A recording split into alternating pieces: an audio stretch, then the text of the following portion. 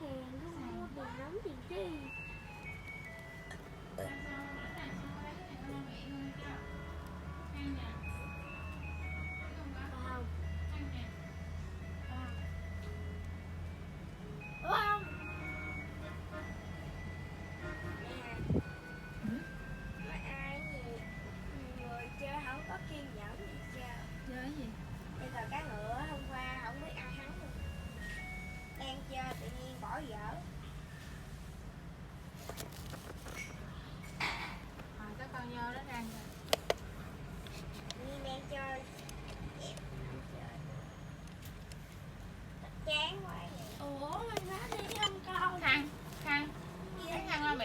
Bạn chỉ khăn đâu?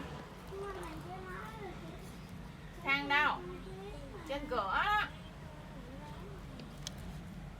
Có khăn thấy không?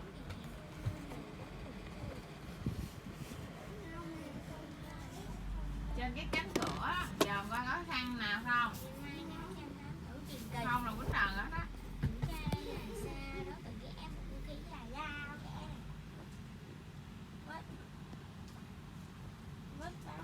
Ra xong rồi bỏ vô rổ đồ dơ.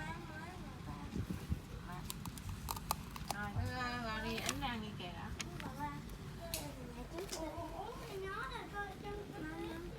Thì đó, này có sắc đâu.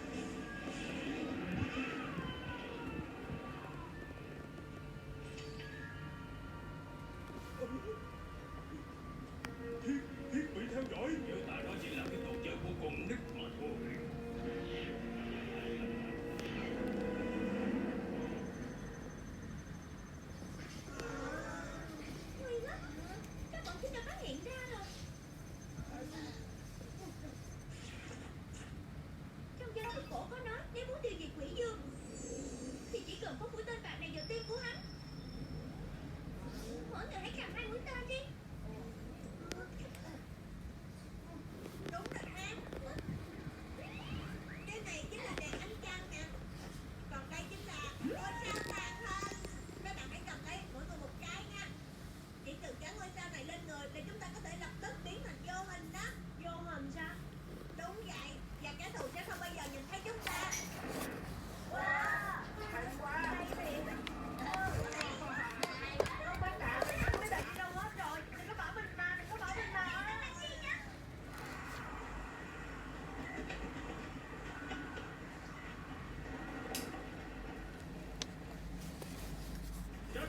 chưa? Là một khách mọi ngôn khách, giá nào cũng phải tìm cho ra bọn chúng.